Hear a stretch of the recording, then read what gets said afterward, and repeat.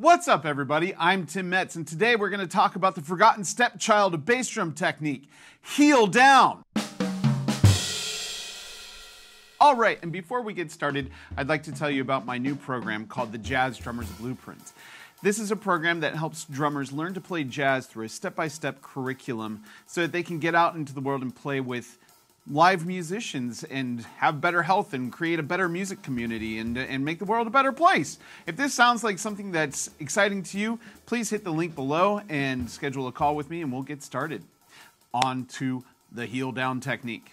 There are some myths around heel down technique, like you can't play fast, or you can't play loud,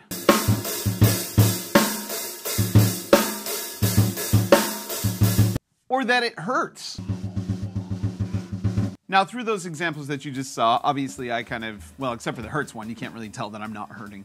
But in those examples, you can tell I can play loud and I can play fast. So what really is it?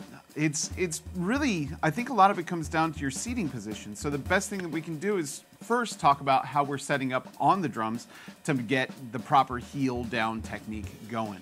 What I like to do is I start from a sitting position and I put my feet out in front of me like this, like they are here.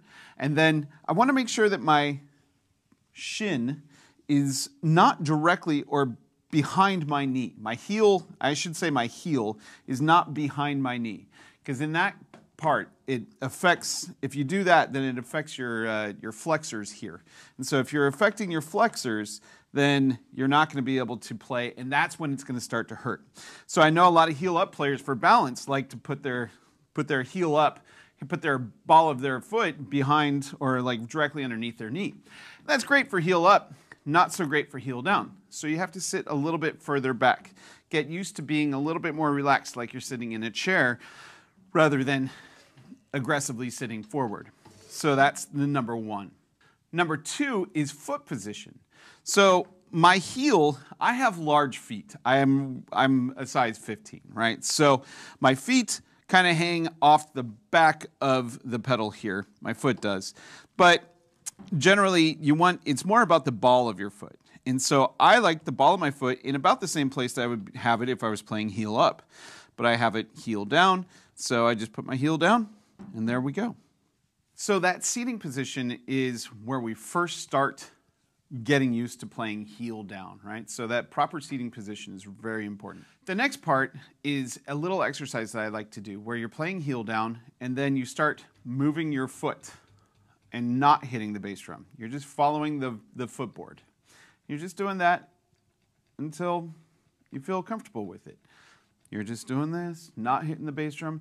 Then eventually you'll start hitting the bass drum.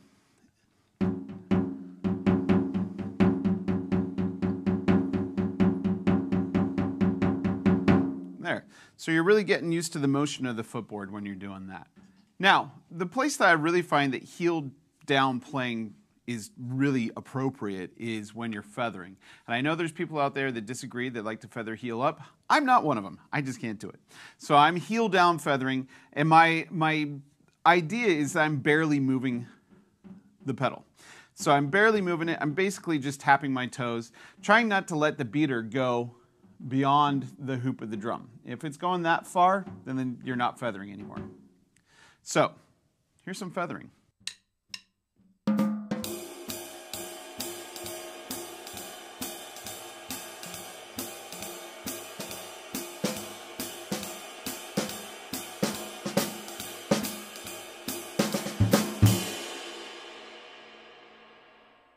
So you can see with the feathering, it's a very subtle movement, and that's how you do it. And that's why I feel like heel down is great. The next question is, why would I use heel down? And the biggest answer that I can give you, and the best answer that I can give you, is for dynamic control over the instrument. That's why. When I play heel up, I feel I've got a lot of force going into the drum. Heel down, I can regulate that force. I can still play very forcefully, but I don't have to. My balance isn't depending on it. So that's the biggest reason. I have a lot of dynamic control. And finally, to play fast playing heel down, It just takes time. It takes practice. And so one of the exercises that I like to do is just doubles between the hands and the feet. And it just goes like this. I'm going to go slow to fast to slow and come back down. Hope you enjoy it.